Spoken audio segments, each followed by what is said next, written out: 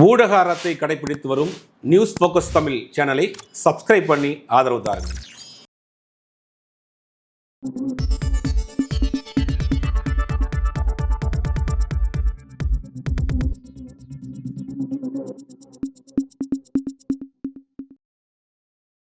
News focus Tamil நேயர்களுக்கு வணக்கம். இன்று நம்மோட நேர்காணலில் இருந்திருக்கக்கூடியவர் பத்திரிகையாளர் திரு சுபேர் அவர்கள்.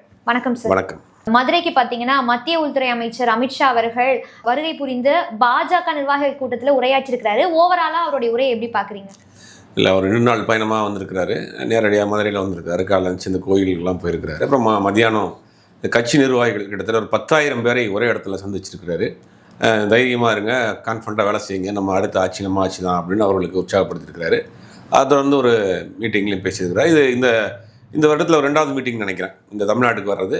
குறிப்பாக மதுரை, அவர்கள் வந்து மதுரையை தான் இப்போ வந்து குறி வைக்க ஆரம்பிச்சிருக்கிறாங்க. மதுரைனா தென் மாவட்டம் முழுவதுமே குறி வைக்க ஆரம்பிச்சிருக்காங்க. தமிழ்நாட்டை அவங்க வந்து ஒரு 3ஆக பிரிச்சிருக்கிறாங்க. கொங்கு மண்டலம், சென்னை, வட மாவட்டங்கள் அப்படின்னு 3ஆக பிரிச்சிருக்கிறாங்க. கொங்கு மண்டலத்தில் ஆல்ரெடி அவங்க வந்து பண்ண வேண்டிய வேலைகள்லாம் கடந்த 5 வருஷத்தில் பண்ணிட்டாங்க. அவங்க குறிப்பிட்ட வாக்கு வங்கி வந்து வட இந்தியர்கள் அங்கே இருக்கிறாங்க. அதனால் அந்த வாக்கு வங்கி நமக்கு விழுகும். 2வது அண்ணாமலை, எல்முருகன் போன்றவர்களும் அந்த பகுதியை சேர்ந்தவர்கள் கொஞ்சம் வேலையை பார்த்துருவாங்க அப்படின்றதுனால அதை வந்து பெருசாக கான்சன்ட்ரேட் பண்ணுறதில்ல. வட மாவட்டங்களை பொறுத்த வரைக்கும் பாட்டாளி மக்கள் கட்சியை வச்சு இந்த வன்னியர் வாக்குகளை வாங்கணும்னு அவங்க ஒரு பிளான் பண்ணுறாங்க. அதுக்காக தான் அந்த வேலையெல்லாம் பண்ணுறாங்க. அதுக்கு இடையில் நடந்த பிரச்சனை எல்லாம் கூட அவங்க தான் அவங்களுடைய ரெப்ரஸன்டேட்டிவாக தான் குருமூர்த்தி அந்த பிரச்சனைலாம் சால்வ் பண்ணுறதுக்கு இருக்கிறாரு. அவருக்கு பெரிய சேலஞ்சாக இருக்கிறது தென் மாவட்டங்கள் தான். அந்த தென் மாவட்டங்களில் ஏன் சேலஞ்சாக இருக்குன்னா, அதிமுகவை வந்து இவங்க கூட்டணியில் வச்சுருக்கிறாங்க. அது எடப்பாடி பழனிசாமி கடந்த ஒரு 30 வருடமாக பார்த்தீங்கன்னா அந்த சசிகலா அவங்க கையில் தான் ஒட்டுமொத்த அதிமுகவும் இருந்தது. அவர்கள் சொல்கிறவங்க தான் எம்எல்ஏ, எம்பி, அமைச்சர் எல்லாமே அவங்க தான் டிசைட் பண்ணுற இடத்துல இருந்தாங்க. அந்த கட்சியை, அது குறிப்பிட்ட சமூக முக்குளத்தோர் கட்சியாகவே அதிமுக இருந்ததாக அவங்க நினைக்கிறாங்க. அதை வந்து பிடுங்கி எடப்பாடி பழனிசாமிகிட்ட கொடுத்துட்டாங்க. அப்படின்னாலும் தென் மாவட்டங்கள் முழுவதுமே வந்து அதிமுகவுக்கு, இப்போ இருக்கிற அதிமுகவுக்கு அந்த குறிப்பிட்ட அந்த முக்குளத்தோர் சமூக மக்கள் மத்தியில் ஒரு அதிருப்தி இருக்குது. அப்போ நம்ம வந்து அதிமுக கூட்டணியில், பாஜக கூட்டணியில் அதிமுக கொண்டு வந்தோம்னா கண்டிப்பாக அந்த மக்கள் வந்து இன்னும் கோபமாக தான் இருப்பாங்க. அந்த கோபத்தை தணிக்கணும். அப்போ தென் மாவட்ட மக்களினுடைய குறிப்பிட்ட அந்த முக்குளத்தோர் சமூகத்தினுடைய மக்களுடைய வாக்குகளை வாங்கணும், அவருடைய கோபத்தை தணிக்கணும் தான் உடனே மாற்றம் பண்ணாங்க. மாநில தலைவர் நயினார் நாகேந்திரன் அதே சமூகத்தை சேர்ந்த ஒருத்தரை போடுறாங்க. அவர் தொடர்ந்து என்ன பண்ணுறாங்கன்னா டிடிவி தினகரன் உள்ள கொண்டு வராங்க, ஓபிஎஸ்ஸை கொண்டு வராங்க. தேவைப்படுகிற பொருள் சசிகலா கூட இந்த கூட்டணிக்கு பிரச்சாரம் யார் துரோகி அப்படின்னு நினைச்சாங்களோ, யார் துரோகம் பண்ணிட்டாங்கன்னு கட்சியை வெளியே போனாங்களோ, இன்றைக்கி டிடிவி தினகரன் அதிமுகவை மீட்டெடுப்பேங்கிறதுக்காக தான் ஒரு கட்சி ஆரம்பித்தார். இன்றைக்கி அவரே அந்த கூட்டணிக்குள்ளே போயிட்டார். அந்த மாதிரியான ஒரு நெருக்கடியை கொடுத்து எல்லாம் கூட்டணியில் கொடுத்து உள்ள வந்துட்டாங்க. இப்போ தென் மாவட்டத்தை அவங்க குறி வச்சு இந்த வேலையை செய்கிறாங்க. அதற்கு தான் அமித்ஷா அவர்கள் போன முறையும் வந்தார், இந்த முறையும் வந்திருக்கிறாரு. வந்து நிறையா விஷயங்கள் பேசுறாரு. இப்போ வர இந்த மாதம் கூட ஒரு முருகர் மாநாடு அப்படின்னு ஒன்று கூட போடுறாங்க. எல்லாமே பார்த்தீங்கன்னா குறிப்பாக அந்த தென் மாவட்டங்களை குறி வைத்து தான் அந்த வேலையை செய்கிறாங்க. அதுக்கு தான் இந்த வேலையெல்லாம் நடக்குது. அது குறிப்பிட்ட அந்த முக்குளத்தோர் சமூகத்தை வாக்கத்தை வாங்கணும் தான். அதுக்காக தான் மாநில தலைவராக இருக்கக்கூடிய அண்ணாமலையை மாற்றிட்டே கூட நயினார் நாகேந்திரன் போட்டாங்க. இல்லை, அந்த மீட்டிங்கில் அவர் பேசுகிற சில முக்கியமான பாயிண்ட்ஸை மட்டும் நம்ம பார்க்கணும். முதலில் அவர் சொல்கிறது வந்து தேசிய ஜனநாயக கூட்டணி 2026 ஆட்சி அமைக்கும் அப்படிங்கிறார். இதற்கு அதிமுக என்ன சொல்ல போகிறாங்கன்றதான் தெரியல. டெல்லியில் ஆட்சி அமைச்சர் அவர் என்ன சொல்றாருன்னா கூட்டணி ஆட்சி அமைக்கும் அப்படிங்கிற மாதிரி சொல்றாரு. இது எடப்பாடியோட கருத்துக்கு முரணா இருக்குது. இல்லை, இதுக்கு வந்து அதிமுக காரங்க என்ன சொல்லணும்னா தங்கப்பதக்கம்னு சொல்லலாம், தங்கப்பதக்கம்னு சொல்லலாம். தேசிய ஜனநாயக கூட்டணி ஆட்சி, தேசிய ஜனநாயக கூட்டணியோடு ஆட்சி அப்படின்னு கூட சொல்லலாம். நாளைக்கு அதற்கு விளக்கத்தை அவர்கள் கொடுப்பார்னு நினைக்கிறேன். இன்னைக்கு பெருசாக அதிமுகவில் அந்த பகுதியில் இருக்கக்கூடிய நிர்வாகிகள் மட்டும்தான் இன்னைக்கு போய் அவரை மீட் பண்ணியிருக்காங்க. எடப்பாடி பழனிசாமியும் டிடிவி தினகரனும் இது வரைக்கும் சந்தித்ததாக தகவல். ஒருவேளை அவர் கிளம்புறதுக்கு முன்னாடி கூட சந்திக்கிறதுக்கு வாய்ப்பு இருக்குது. அப்புறம் என்ன பண்ணுறாங்கன்னா, இது முழுக்க எங்களுடைய ஆட்சி தான். மகாராஷ்டிராவில் ஆட்சி அமைத்ததை போல, கிட்டத்தட்ட 20 வருடங்களுக்கு பிறகு டெல்லியில் ஆட்சி அமைத்ததை போல தமிழ்நாட்டில் பாஜக தலைமையிலான தேசிய ஜனநாயக கூட்டணி ஆட்சி அமைக்கும் அப்படின்னு நீங்கள் பேசுகிறார். உதாரணத்துக்கு இது அப்படியே எடுத்துங்க. இந்தியா கூட்டணி திமுக இருக்குது. இப்போ திமுகவில் வந்து ராகுல் காந்தி தான் இந்தியா கூட்டணியுடைய கோஆர்டினேட்டராக இருக்கிறார், தலைவராக இருக்காருன்னு வச்சுக்கோங்க. இப்போ அவர் தமிழ்நாட்டுக்கு வந்து இந்தியா கூட்டணி தமிழ்நாட்டில் ஆட்சி அமைக்கும் பேசுவாரா? தமிழ்நாட்டுக்கு யார் தலைமை? திமுக தான் தலைமை. நாடாளுமன்ற தேர்தல் தமிழ்நாட்டில் நடந்துச்சு. இந்தியா கூட்டணி சார்பாக நாடாளுமன்ற தேர்தல் தமிழ்நாட்டில் நடக்குது. அது கூட்டணி ஷேரிங் யார் பண்ணுறா? திமுக தான் தொகுதிகளை பிரித்து கொடுக்குது. அப்போ நீங்கள் டெல்லியிலேருந்து வந்து ராகுல் காந்தி 2026 இந்தியா கூட்டணி தமிழ்நாட்டில் ஆட்சி அமைக்கும்னு சொல்லுவாரா? ஏன்னா சொல்ல மாட்டாங்க. தமிழ்நாட்டில் திமுக ஸ்ட்ராங்காக இருக்குது, திமுக தான் ஆட்சி அமைக்க போகுது. அப்போ இவர்களுடைய நோக்கம் கொஞ்சம் கொஞ்சமாக தெரிய வருது. பூனைக்குட்டி வெளியில் வருது. இவங்க வந்து தமிழ்நாட்டை அதிமுகவை காமிச்சு தமிழ்நாட்டை கபலீகரம் பண்ணுறதுக்கு அவங்க தயாராகிட்டாங்க. அதை வந்து என்ன சொல்கிறாங்க, அப்பப்போ அதனுடைய வெளிப்பாடாக தான் பேசுகிறாங்க. இப்போ இந்த மகாராஷ்டிராவை போல, டெல்லியை போல தமிழ்நாட்டில் தேசிய ஜனநாயக கூட்டணி பாஜக ஆட்சி அமைக்கும். இந்த அமித்ஷா, எந்த அமித்ஷா வந்தாலும் ஒன்றும் பண்ண முடியாது முதலமைச்சர் பேசுகிறாரு. அமித்ஷா தோற்கடிக்க வேணாம், தமிழக மக்களே வந்து தோற்கடிச்சுவாங்க அப்படின்னு அவர் பேசுகிறார். அதில் நம்ம அவர் பேசின விஷயத்தில் நம்ம நோட்டீஸ் பண்ண வேண்டிய விஷயம் என்னென்னா, ஒரு இந்தியாவினுடைய உள்துறை அமைச்சர் தமிழ்நாட்டுக்கு வந்திருக்கிறாரு. தமிழ்நாட்டுக்கு நீங்கள் என்ன திட்டங்கள் கொடுத்தீங்க? கடந்த 10 ஆண்டுகள் நீங்கள் ஆட்சியில் இருக்கிறீங்க. இன்னும் எய்ம்ஸ் ஒன்றும் கட்டி முடிக்கப்படாமல் இருக்குது. அந்த மதுரை எய்ம்ஸ் அனௌன்ஸ் பண்ணப்பட்ட அதே நேரங்களில் அனௌன்ஸ் பண்ணப்பட்ட எல்லா எய்ம்ஸும் கட்டி முடிக்கப்பட்டு பயன்பாட்டுக்கு வந்துருச்சு. உதாரணத்துக்கு ஒரே ஒரு விஷயம், எய்ம்ஸ் மட்டும். அதாவது தமிழ்நாட்டு மக்கள் ரொம்ப சிந்திக்கக்கூடிய மக்கள், அரசியலே ரொம்ப பக்குவம் பார்க்கக்கூடிய மக்கள். இங்கே வந்து நீங்கள் வந்து திட்டங்களை பற்றி பேசணும். நாங்கள் அந்த 10 வருஷத்தில் மத்தியில் ஆட்சி மிருகப்படத்தோடு இருக்கீங்க. 10 வருஷம் தமிழ்நாட்டுக்கு என்ன செஞ்சுருக்கீங்க? ஏதோ உங்களுடைய மத்திய அரசினுடைய திட்டங்கள் என்ன வந்திருக்கு? அதை பற்றி ஏதாவது நீங்கள் பேசிருக்காரா? ஒன்றும் இல்லை சார். ஆனால் அவர் சொல்றாரு, மோடி வந்துட்டு மக்களுக்கு தேவையான விஷயங்கள் எல்லாத்தையுமே பணம்லாம் கொடுக்குறாரு, நிதிலாம் கொடுக்குறாரு. ஆனால் வந்துட்டு டிஎம்கே தான் ஊழல் பண்ணி அதெல்லாம் எடுத்துக்கிறாங்கன்னு சொல்றாரு. ஊழல் பண்ணா நீங்கள் பேசுகிறவர் ரோட்டில் போகிறவர் கிடையாது. இந்தியாவுடைய உள்துறை அமைச்சர். உங்களுக்கு எந்த ஊழல் பண்ணால் அதை பிடிக்கிறதுக்கு உங்களுக்கு இது கிடையாதா? அமைப்புகள் கிடையாதா? சிபிஐ இருக்குது, என்ஐஏ இருக்குது. சும்மா பேசுகிறவங்களாம் கூட நீங்கள் வந்து வழக்கு போடுறீங்க. அப்படிங்கும் போது இந்த விஷயத்தில் உங்கள்கிட்ட எதுவும் ஆதாரம் இல்லையா? ஏன் உங்கள் பக்கத்தில் உட்காந்துருக்கிற அண்ணாமலை வந்து டிஎம்கே ஃபைல்ஸ் 1, 3, 2, 3 கொடுத்தாரு, அதுக்கு என்ன நடவடிக்கை எடுத்தீங்க? அப்போ நீங்கள் வந்து ஒரு மாநிலத்தில் வந்து நீங்கள் அவர் ஆட்சி அதிகாரத்தை கைப்பற்றணும், அந்த மாநிலத்தில் ஆட்சியை நீங்கள் வந்து அமைக்கணும் அப்படின்னா, நாங்கள் மத்தியில் வந்து நாங்கள் ஆட்சியில் இருக்கிறோம். மத்தியில் நாங்கள் ஆண்டு கொண்டு இருக்கக்கூடிய மாநிலங்களை பாருங்கள். டெல்லியில் நாங்கள் என்ன செஞ்சுட்டு இருக்கோம்? மகாராஷ்டிரா, டெல்லியில் இப்போ தமிழர்கள் பாரம்பரியமான இடத்தை அடிச்சுட்டாங்க. இப்போ பலர் போராட்டம் ஆர்ப்பாட்டம் நடந்துட்டு இருக்கு. யூபியில் நடந்துகிட்டு இருக்கு. டெய்லி நம்ம செய்திகளை பார்க்குறோம். அந்த மாதிரி ஏதாவது சாதனைகளை சொல்ல முடியுமா? நாங்கள் ஆளுகிற மாநிலங்கள்லாம் வந்து இந்த மாதிரியான திட்டங்கள் செஞ்சுருக்கோம், சாதனைகள் செஞ்சுருக்கோம். டபுள் இன்ஜின் சர்க்கார் வந்தால் உங்களுக்கு நல்லா இருக்கும். டபுள் இன்ஜின் சர்க்கார் தான் மணிப்பூரில் என்ன நடந்துச்சு? அப்போ உங்களுக்கு சொல்வதற்கு திட்டம் கிடையாது. ஒரு இங்கே தமிழ்நாட்டில் வந்து என்ன பண்ணுறது, எதிராக இருக்கக்கூடிய ஒரு கட்சியை குறை சொல்கிறது, இல்லைன்னா வந்து இன்னொரு கட்சியை வந்து இது கலங்கப்படுத்துறது, ஊழல்னு சொல்கிறது, அரசியல் குடும்ப அரசியல்னு சொல்கிறது. சரி, எல்லாம் ரைட்டு. நீங்கள் என்ன பண்ண போகிறீங்க? நீங்கள் என்ன செய்ய போகிறீங்க? 2026 அதிமுக ஆட்சிக்கு வரப்போகுதுன்னு வச்சுக்கோங்க. நீங்கள் என்ன பண்ண போகிறீங்க? மத்திய அரசினுடைய திட்டங்கள் என்ன வரப்போகுது? சரி, அது வரைக்கும் விட்டுருங்க. இப்போ வரைக்கும் செஞ்ச திட்டங்கள் ஏதாவது ஒன்று சொல்லி இங்கே ஓட்டுக்கலுங்க. நாங்கள் வந்து இந்த 10 வருஷமாக நாங்கள் ஆட்சியில் இல்லாட்டியும் கூட நாங்கள் இந்த மாநிலத்துக்கு இவ்வளோ செஞ்சுருக்கிறோம், இத்தனை திட்டங்களை கொண்டு வந்திருக்கிறோம், எங்களுக்கு வாக்கு போடுங்க, ஓட்டு போடுங்க, நாங்கள் ஆட்சிக்கு வந்து இதெல்லாம் செய்வோம் அப்படின்னு ஏதாவது பேசியிருக்கீங்களா? கிடையாது. அப்போ நீங்கள் திரும்ப திரும்ப வந்து தமிழுக்கு நான் தமிழில் பேசாமல் இருக்கிறதுக்கு நான் வருத்தப்படுறேன். தமிழுக்கு நீங்கள் என்ன பண்ணியிருக்கீங்க? சமஸ்கிருதத்துக்கு எத்தனை கோடி ஒதுக்கியிருக்கீங்க? 2500 கோடி ஒதுக்கி. தமிழுக்கு எவ்வளோ கோடி ஒதுக்கியிருக்கீங்க? 400 கோடி ஒதுக்கியிருக்கீங்க. சார், அதுக்கு அவர் சொல்றாரு, நீங்களும் தான் தமிழ்னு பேசிட்டு இருக்கீங்க, ஏன் உயர்கல்வியெல்லாம் தமிழ் பாடத்திட்டங்களை தமிழ்ல மாத்தணும்? உயர்கல்வியை பாடத்திட்டத்தில் மாற்றினா அப்படி தமிழ் வளர்ந்துருமா? அதில் எவ்வளோ சிக்கல் இருக்குது தெரியுமா? ஏன் கல்வி அலுவலகத்தை வரைக்கும் ஏன் பேசாமல் இருக்கிறாங்க? உயர்கல்வியை மாற்றுகிற பொழுது அதில் சில சிக்கல்கள் இருக்குது. இப்போ நீங்கள் இந்த தமிழ்லேயே நீங்கள் வந்து இன்ஜினியரிங் படிக்கிறீங்க, தமிழ் இன்ஜினியரிங் படித்து வெளிநாட்டுக்கு வேலைக்கு பண்ண முடியுங்க? கஷ்டம் தானே? ஒரு ஸ்டூடெண்ட்டாகவே நீங்கள் சொல்லுங்கள். இப்போ மெடிசன் இன்ஜினியரிங் தமிழில் படிக்கிறீங்க, படிச்சுட்டு வேலை உங்களுக்கு அமெரிக்காவில் லண்டனில் வேலை கிடைக்குது. அங்கே போகிறப்போ உங்களுக்கு என்ன தடுமாற்றம் வருமா? வராதா? கண்டிப்பாக. அதனால் உயர்கல்வியை வந்து தமிழ் படுத்துவதற்கு நிறைய சிக்கல் இருக்குது. அதை வந்து கொஞ்சம் கொஞ்சமாக தான் இம்ப்ளிமெண்ட் பண்ண முடியும். சில விஷயங்களில் மட்டும்தான் பண்ண முடியும். சில விஷயங்கள் அப்படி தான் பண்ண முடியும். நம்ம அவங்க சொல்கிறதெல்லாம் கேட்டோம்னா நம்மளும் யூபி மாதிரி பீகார் மாதிரி வேற ஒரு ஸ்டேட்டுக்கு வேலைக்கு தான் போக முடியும். நம்ம படித்து வேறு நாட்டுக்கு வேலைக்கு போயிட்டு இருக்கோம். அவர்கள் ஆளக்கூடிய மாநிலத்திற்கு அவர்கள் படித்து தமிழ்நாட்டுக்கு வேலைக்கு வந்துட்டு இருக்காங்க. இன்றைக்கி கல்வி கட்டமைப்பில் இன்றைக்கி தமிழ்நாடு மிகப்பெரிய உயரத்தில் இருக்குது. கல்வியை பற்றி அவர்கள் பேசுவதற்கு இங்கே எந்த உரிமையும் கிடையாது. பழங்குடியின மாணவர் ஒரு பையன் வந்து அகில இந்திய அளவில் சட்ட பல்கலைக்கழகத்தில் அவர்கள் நடத்திய தேர்வுகளே இன்றைக்கி வந்து தமிழ்நாட்டில் முதலிடமாக வந்திருக்காங்க. இந்த மாநில கல்வியில் படித்த பையன், ஒரு பழங்குடியினர் ஒரு பெண் வந்து மலைவாழ் கிராமத்தை சேர்ந்த ஒரு பெண் வந்து ஐஐடியில் இன்றைக்கி தமிழ் வழியில் படித்த பெண் வந்து நீங்கள் முதலிடத்தை வந்திருக்கு. எதை தமிழில் படிக்கணும், எதை ஆங்கிலத்தில் படிக்கணும் எங்களுக்கு தெரியும். எல்லாத்தையும் தமிழில் படிக்க முடியுமா? மெடிசனை வந்து நீங்கள் தமிழில் படிக்கணும்னா படிக்க வேண்டிய விஷயங்களை மட்டும் படிக்கணும். ஏன் கல்வி வல்லுநர்கள் ஏன் சொல்கிறாங்க? அதில் வந்து பிள்ளைகள் படிக்கிறதுக்கு ஒரு சிக்கல் இருக்குது. வெளிநாடுகளுக்கு வெளியே அடுத்தடுத்த ஊர்களுக்கு போகிறப்போ அது வந்து ஒரு தடுமாற்றம் வரும். அப்போ அதை கொஞ்சம் கொஞ்சமாக சில விஷயங்களில் மட்டும் தான் இம்ப்ளிமெண்ட் பண்ணுன்றாங்க. இப்போ அதுவாக முக்கியம். தமிழ் நாங்கள் வளர்த்துக்கிறோம், எங்களுக்கு தமிழ் வளர்க்க தெரியும், தமிழ் வளர்ந்து தான் இருக்குது, தமிழர்கள் வளர்ந்து தான் இருக்கிறாங்க, உலகம் முழுக்க பரவி தான் இருக்கிறாங்க. தமிழ் மீடியத்தில் படித்து தான் உலகத்தில் மிகப்பெரிய நிறுவனங்கள் இருக்கிறாங்க. அப்போ தமிழையும் ஆங்கிலமும், தமிழ் எங்கள் தாய்மொழி, ஆங்கிலம் எங்கள் பயிற்று மொழி, அவ்வளோதான். அதை தான் நாங்கள் ஃபாலோ பண்ணிட்டு இருக்கிறோம். இது ஒரு முக்கிய மேட்டர் கிடையாது.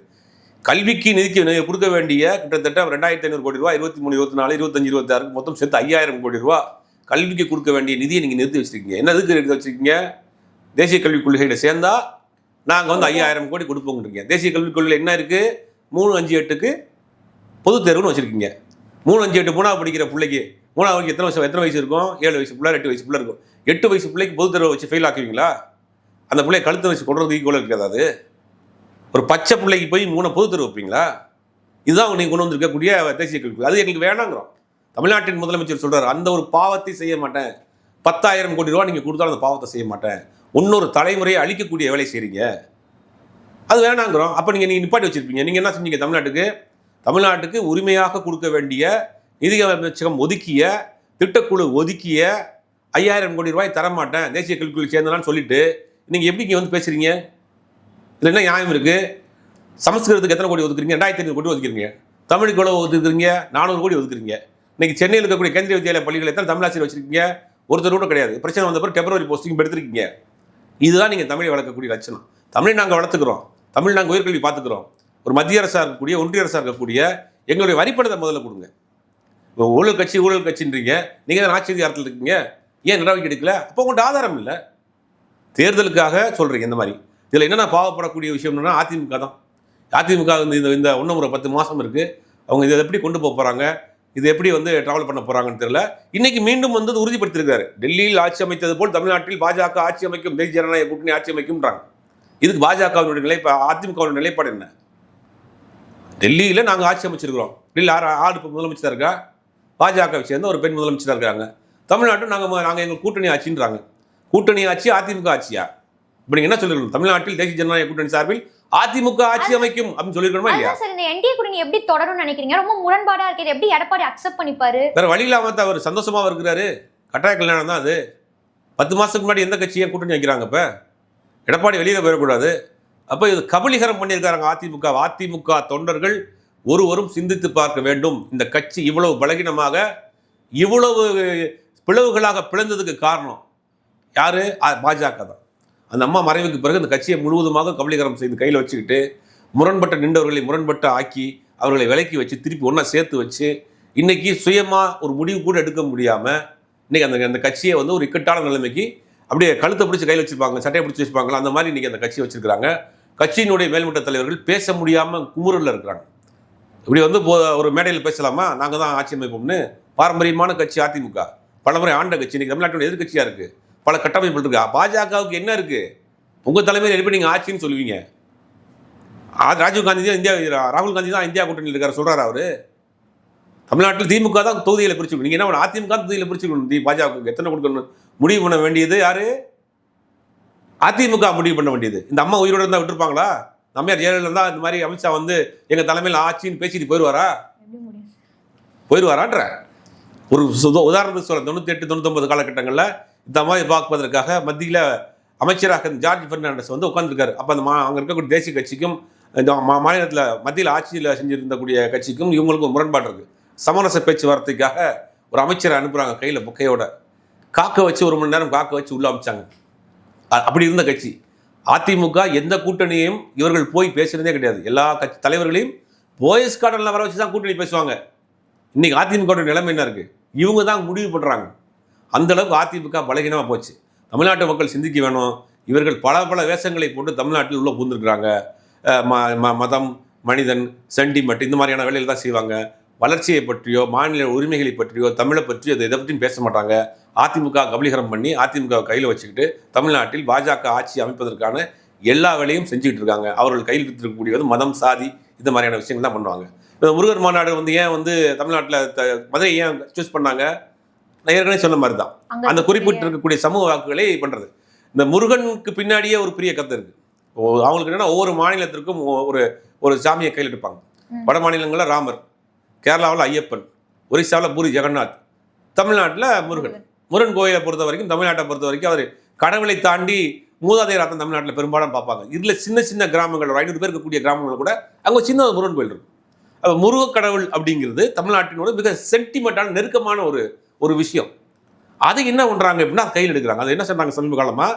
சமீப காலமாக கிட்டத்தட்ட ஒரு 4-5 வருஷமா அந்த தைப்பூச திருவிழாவுக்கு உள்ள பூடுறாங்க. என்ன பண்ணுறாங்கன்னா நேரடியாக இவங்க வந்து பாஜக என்றைக்குமே அவங்களோட கொள்கையை சொல்லியோ, கோட்பாடுகளை சொல்லியோ, திட்டங்களை சொல்லியோ, வளர்ச்சியை சொல்லியோ ஓட்டு கேட்கவே மாட்டாங்க. ஏன்னா அவங்கள்ட்ட கிடையாது. அப்போ என்ன பண்ணாலும் சாதி மதங்களை வச்சு பேசுவாங்க. தமிழ்நாட்டில் கடந்த 4 ஆண்டுகளுக்கு ஏகப்பட்ட சாதி தலைவர் உருவாகியிருப்பாங்க. பார்த்துருக்க சோஷியல் மீடியா செய்திகள் பார்த்துருக்கோம்னு தெரியும். ஒவ்வொரு கட்சியில் இருக்கக்கூடிய முக்கியமான ஆட்களை எடுத்து கையில் வைத்து அவர்களை உருவாக்கி சாதி ரீதியாக அவர்களை உருவாக்கி வச்சிருக்காங்க. சாதி உணர்வுகளை உள்ளே கொண்டு வர்றாங்க. அப்போ இந்த முருகன் கோயில் என்ன பண்ணுறாங்கன்னா, ஒவ்வொரு ஏரியாவில் இருக்கக்கூடிய இப்போ ஏரியாவில் நேரடியாக போய் பாஜக ஓட்டு போடுங்க அப்படின்னு கேட்டால் யாரும் ஓட்டு போட மாட்டாங்க. அப்போ என்ன பண்ணுறாங்கன்னா, அங்கே இருக்கக்கூடிய முருகன் கோயிலை கைப்பற்றி அங்கே போய் உட்காந்துக்கிட்டு முருகன் கோயில் தைப்பூச திருவிழா நடத்துகிற எல்லாரும் வாங்க அப்படின்னா என்ன பண்ணுவாங்க, கோயில் விஷயம் போகணும்னு போயிடுவாங்க. அங்கே உட்காந்துட்டு எல்லாருக்கும் காவித்திட்ட போடுறது, அங்கேருந்து ஒரு கேன்வாஸ் ஆரம்பிக்கிறது. இப்போ லேட்டஸ்ட்டாக இன்னொரு வேலை பண்ணிட்டு இருக்காங்க. தமிழ்நாடு முழுக்கக்கூடிய எல்லா இடங்களையும் ஆன்மீக சுற்றுலா கூட்டு போகிறோம் அப்படின்னு பார்த்தீங்கன்னா, சமீப காலமாக நிறைய ஆன்மீக சுற்றுலா போகுது. யாரான்னு பார்த்தா பின்னாடி உள்ளே போய் பார்க்குறப்ப இந்த ஒரு வேலையை பண்ணுறாங்க. ஆன்மீக சுற்றுலா மாதிரி கூட்டு போய் அங்கே வச்சு அவங்கள வந்து சாதி ரீதியாக மத ரீதியாக அவங்கள வந்து பிரெயின் வாஷ் பண்ணி அதிமுக பக்கம் பாஜக பக்கம் கொண்டு வரக்கூடிய வேலையை பார்க்குறாங்க. அப்போ இதில் வந்து என்னென்னா, இந்தியாவை தமிழ்நாட்டில் இருக்கக்கூடிய எல்லா கட்சிகளும் ரொம்ப அலாட்டாக இருக்க வேண்டிய நேரம் இது. என்னென்னா, இவர்கள் 10 மாதத்துக்கு அடுத்து வரக்கூடிய தேர்தலுக்கு இப்போயே தயாராகிறாங்க. இப்போ 2026 அவர்கள் தலையாக தண்ணி குடித்தாலும் தமிழ்நாட்டில் கால் விதிக்கவே முடியாது. தமிழ்நாட்டு மக்கள் ஒருபோதும் விட மாட்டாங்க. அவர் என்ன சொல்கிறாரு, அமித்ஷா தோக்கடிக்க வேண்டாம், தமிழ்நாட்டு மக்களே தோக்கடிப்பார். தமிழ்நாடு மக்கள் யாரை தோக்கடிப்பார்கள் என்பது 26 தேர்தலில் தெரியும். ஆனால் தமிழ்நாட்டு மக்களும் சரி, தமிழ்நாட்டில் இருக்கக்கூடிய அரசியல் கட்சிகளும் ரொம்ப ரொம்ப ரொம்ப கவனமாக இருக்கணும். குறிப்பாக திமுக நமக்கு எதிரணியில் வந்து பலகீனமாக இருக்குது, நம்ம கூட்டணி படத்தோடு இருக்கோம்னு கொஞ்சம் அவங்க வந்து அசால்ட்டாக இருக்கிறார்கள், அவங்க ஒரு சந்தேகம் இருக்குது. அவர்கள் இப்போயே வேலை ஆரம்பிச்சிட்டாங்க. பாஜக இப்போயே வேலை ஆரம்பிச்சிட்டாங்க. அதுக்குண்டான எல்லா வேலையும் செஞ்சுக்கிட்டு இருக்காங்க. 26 தேர்தலில் அவங்க ஜெயிக்க முடியாதுன்னு தெரியுது. அவங்களுடைய டார்கெட் வந்து 31 தேர்தல் தான்.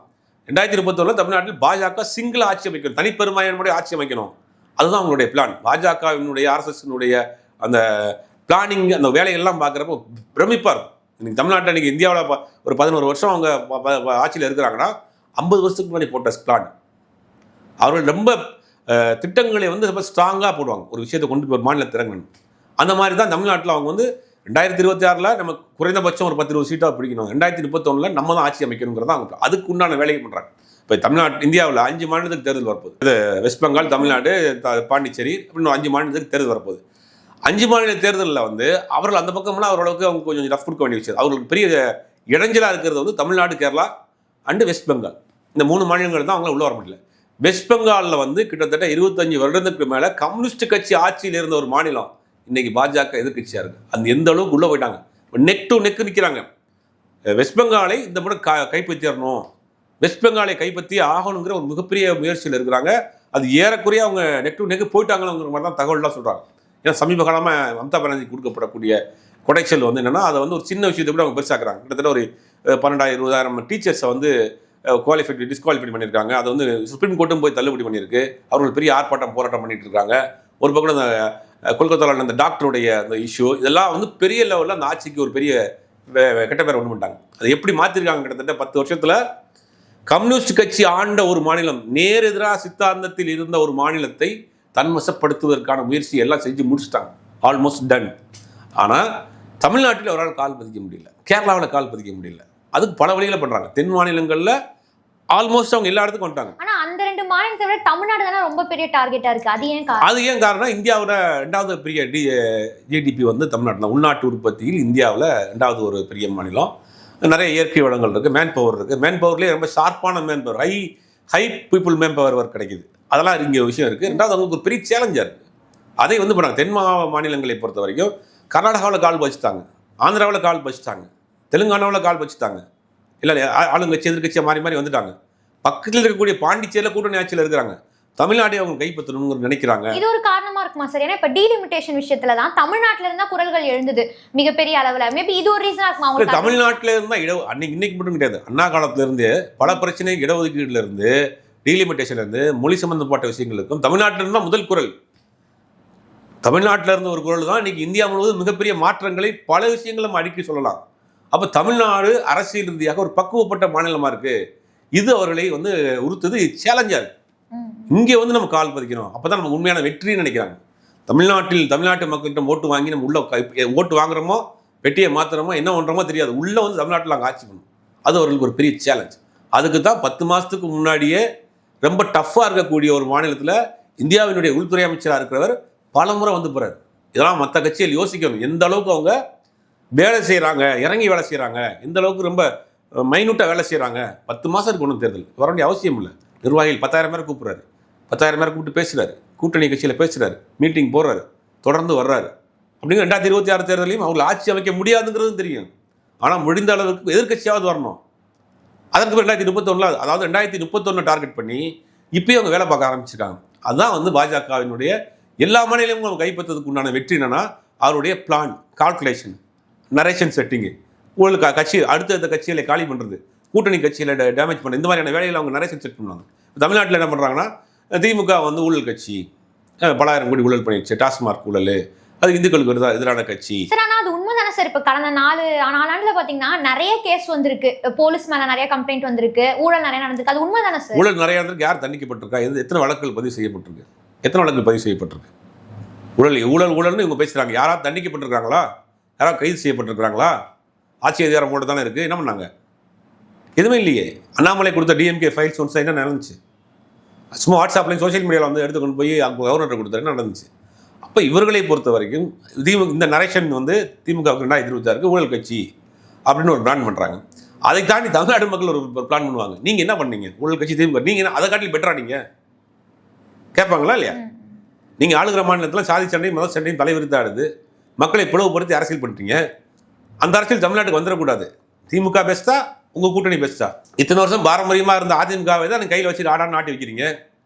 இதுதான் தமிழ்நாட்டு மக்கள் பார்ப்பாங்க இல்லையா? திமுக நீங்கள் சொல்கிற மாதிரி எல்லா குற்றச்சாட்டுகளும் இருக்கணும். அதை விட நீங்கள் பெஸ்ட்டா தமிழ்நாட்டு மக்கள் யோசிப்பாங்களா, சிந்திப்பாங்களா? 26 தேர்தலுக்கு அவர்கள் எந்த வகையான முயற்சிகள் இருக்கோ அத்தனை முயற்சிகளையும் எடுப்பார்கள். அவ்வளோதான். சரி, இப்போ இந்த நிர்வாக கூட்டத்தில் உரையாற்றிய நயினா நாகேந்திரன் அவர்கள் ஒரு விஷயம் சொல்லியிருக்காரு. என்னன்னு பார்த்தீங்கன்னா 1976 திமுக கூட்டணியை உடைத்தது அப்போ இருந்த கே ஷா. அந்த சமயத்துல இருந்தே திமுகக்கு பார்த்தீங்கன்னா ஷான்ற பேரை கேட்டாலே பயம் வரும் அப்படிங்கிற மாதிரி சொல்றாரு. அவர் டைரக்டா என்ன சொல்றாருன்னா அமித்ஷா பார்த்தா டிஎம்கேக்கு பயங்கிற மாதிரி சொல்றாரு. இதை பத்தி நீங்க என்ன நினைக்கிறீங்க? 76 திமுக ஆட்சி இருக்கிறப்ப அப்போ தமிழ்நாட்டினுடைய கவர்னராக இருந்தவர் கே ஷா.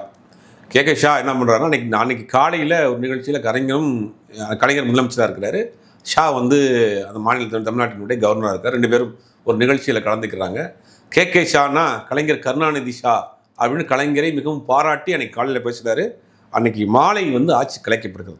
அப்போ மத்தியில் இருந்தக்கூடிய ஒரு ஆட்சியினுடைய அழுத்தத்தால் அன்னைக்கு ஆட்சி கலைக்கப்படுறது. அன்னைக்கு ஒரு கவர்னராக இருந்தார். தனிப்பட்ட முறையில் திமுகவோடு மிக நெருக்கமாக இருந்த ஒரு கவர்னர்களில் அவரும் ஒருத்தர். அப்போ அவர் கவர்னராக பார்த்து இது முடிவெடுக்கல, மத்தியில் இருக்கக்கூடியவர் கொடுத்த அழுத்தம், அதனால் வந்து அன்றைக்கி ஆட்சி கலைக்கப்பட்டது. அதுக்கும் இந்த இதற்கும் ஷாங்கிற பேருக்காக ரைமிங்காக ஒரு டைமிங்கில் போட்டிருக்காரு போல் நாகேந்திரா. இன்னொரு விஷயம் கூட இன்னைக்கு பேசியிருக்காரு. வெயில் அதிகமாக இருக்கிறதுனால பந்தல் போட்டிருக்கோம், சூரியனை மறைச்சிட்டோம் அப்படின்னு நிறைய காமெடிகளாக பேசிக்கிட்டு இருக்கிறாங்க. சூரியனை யாரும் மறைக்க முடியாது. 1000 கைகள் மறைத்தாலும் ஆதவன் மறைவதில்லை. சூரியன் தினந்தோறும் காலையில் உதித்து கொண்டே இருக்கும். எத்தனையோ ஷாக்கள் வருவார்கள் போவார்கள், ஆனால் சூரியனை மறைக்க முடியாதுங்கிறது அவர் பாணியில் நமக்கு பதில் சொல்லலாம். கண்டிப்பாக ஒவ்வொரு நாளும் காலையில் சூரியன் உதயமாகும். அது நிரந்தரமானது, அதற்கு அழிவு கிடையாது. ஆனால் ஷாக்கில் 1000 பேர் வருவாங்க. ஒவ்வொரு காலகட்டத்தில் ஒவ்வொரு ஷா வந்து போவாங்க. ஆனால் வானத்தில் ஒரு சூரியன் டெய்லி உதிச்சுக்கிட்டே இருக்கும். அதை யாரும் அழிக்க முடியாது. சரி, இப்போ இந்த இடத்துல பாத்தீங்கன்னா பாஜக தேமுதிகவை அழைக்கல அப்படிங்கிற மாதிரி சொல்லப்படுது. பாஜக தேமுதிகவை இங்க புறக்கணித்ததுக்கான காரணம் இல்ல. பாஜக தேமுதிக அதிமுக தேசிய ஜனநாயக கூட்டணியில் தேமுதிக இருக்கு. இப்போ அவங்களுக்கு ஏற்கனவே தெரியும் ராஜ்யசபா சீட்டு விவகாரம் மாதிரியான ஒரு பிரச்சனைகள் இருக்கு. இப்போ தேமுதிக வந்து ஒரு பக்கம் இந்த பக்கம் வேற பக்கம் நகழ்வலாமா அப்படின்ற ஒரு முயற்சியில் இருக்காங்க. அதனால இப்போ கொஞ்சம் வெயிட் பண்றாங்க. ஆனால் பட் அவங்க முடிந்த அளவுக்கு உள்ள கொண்டு வரதான் தான் பார்ப்பாங்க. ஏன்னா அதிமுக, பாஜக, பாமக இந்த 3ஐயும் வைத்துக்கொண்டு தமிழ்நாட்டில் திமுக கூட்டணியை, பலமான கூட்டணியை வீழ்த்தி விட முடியாதுங்கிறது அவங்களுக்கு தெரியும். அப்போ என்னன்னா ஒரு 2% 3% ஓட்டுருக்க கட்சியை கூட அவங்க மிஸ் பண்ண மாட்டாங்க, கூட கொண்டு வர பக்கம். இப்போ பாட்டாளி மக்கள் கட்சிக்குள்ள அப்பாவுக்கும் பையனுக்கு சண்டை, அதையே நீங்க போய் சமரசம் பண்றீங்க? குருமூர்த்தி யாருங்கிறது ஊருக்கே தெரியும். ஆனா நான் அதுக்காக அனுப்பலன்னு சொல்றாரு. நான் சொல்லுவாங்க, நானா போய் அமிச்சுன்னு சொல்லுவாங்க. இப்போ தமிழ்நாட்டில் அதிமுக ஆட்சி, ஓபிஎஸ் ஆட்சி இருக்கிறப்ப தர்மயுத்தம் பண்ணார் ஓபிஎஸ். அது யார் கேட்டு சொன்னார்? குருமூர்த்தி தான் தர்மயுத்தம் பண்ண சொன்னார். என்கிட்ட வந்து கேட்டான், நான் தான் போய் தர்மயுத்தம் பண்ணுறான்னு சொன்னேன்னு அவரும் சொன்னார். இது வரைக்கும் ஓபிஎஸ் மறுக்கவே இல்லையே. அப்போ கவர்னர் மாளிகையில் ஓபிஎஸ்சியும் இபிஎஸ்சியும் சேர்த்து வச்சது யார்? கவர்னர் தானே பண்ணார். அப்போ இப்போ தேசிய ஜனநாயக கூட்டணி இருக்கக்கூடிய பாட்டாளி மக்கள் கட்சி ஒரு பிளவுபட்டு அவங்களுக்கு தமக்கு தான் வீக்கு, அந்த கூட்டணிக்கு தான் வீக்கு, அது சரி செய்யணும் அப்படிங்கிறதுக்காக அவங்களுடைய ரெப்ரசன்டேட்டிவாக குருமூர்த்தியை வைத்து பாமகவை, உடைந்து போயிருக்கிற சிக்கல் இருக்க பாமகவை சரி செய்யக்கூடிய வேலையை இன்றைக்கி பாஜக செஞ்சுக்கிட்டு இருக்கு. அப்படிங்கும்போது இந்த கூட்டணியை பலப்படுத்தணுங்கிறதுனால முயற்சி பண்ணுறாங்க. தேமுதிகவை பொறுத்த வரைக்கும் 1% 2% இருந்தாலும் கூட அதை உள்ளே கொண்டு வரணும்னு தான் முயற்சி பண்ணுறாங்க. ஆனால் தேமுதிக நமக்கு கொடுத்ததை ஏமாற்றிட்டாங்க, நமக்கு சொன்ன வாக்கை காப்பாற்றலை, நம்மளை ஏமாற்றிட்டாங்க, அசிங்கப்படுத்திட்டாங்க, ராஜ்யசபா சீட் கொடுக்கல, அதனால் இந்த கூட்டணியில் தொடர வேணாம்ங்கிற முடிவில் அவங்க இருக்கிறதாகத்தான் தகவல் வருது. அப்படிங்கிறவங்க எந்த பக்கம் போக போகிறாங்க, யார் ஆஃபர் பெருசாக இருக்குங்கிறத தேர்தல் நேரங்கள்லாம் தெரியும். ரைட் சார், இந்த அளவுக்கு அமித்ஷா அவர்கள் கான்ஃபிடென்ட்டா இன்னைக்கு பேசியிருக்காரு. அட்லீஸ்ட் எதிர்க்கட்சி தலைவராக வர்றதுக்காவது ஏதாவது சாத்தியக்கூறுகள் இங்க இவங்களுக்கு இருக்கா? முயற்சிகள் பண்ணுறாங்க. தமிழ்நாட்டை பொறுத்த வரைக்கும் அந்த இவர்களுடைய திட்டங்கள் என்ன, செயல்பாடுகள் என்ன, இவர்களுடைய ஆளுகல மாநிலங்களில் எந்த மாதிரியான நிலைமை இருக்குது அப்படிங்கிறத தமிழ்நாட்டு மக்கள் நம்ம உன்னிப்பாக கவனிக்கிறாங்க. இப்போ அதிமுக யாருடைய பிடியில் இருக்குங்கிறது கொஞ்சம் கொஞ்சமாக வெளிச்சத்துக்கு வர ஆரம்பிக்கிறது. சாமானிய மக்களுக்கு கூட அதிமுகவை பாஜக விழுங்கி விட்டது, அவர்கள் கையில் தான் இன்னைக்கு அதிமுக இருக்குங்கிறது வெட்ட வெளிச்சமாக தெரியுது. அப்படிங்கும்போது அதிமுகவுக்கு போடக்கூடிய ஓட்டு நேரடியாக பாஜகவுக்கு போடக்கூடிய ஓட்டுங்கிறத தமிழ்நாட்டு மக்கள் தீர்மானிப்பாங்க. அப்படிங்கும்போது அந்த அதிமுகவுக்கான அடிப்படை கட்டமைப்பு உள்ள ஓட்டுகள் இருக்குல்ல, அதை வாங்கணும் அப்படிங்கிற முயற்சியில் இருக்காங்க. அந்த முயற்சிகள் தான் அவங்க ஈடுபட்டு இருக்காங்க. உங்களுடைய நேரத்தை ஒதுக்கி இந்த நேர்காணல் கலந்து கொண்டதுக்கு மிக்க நன்றி சார்.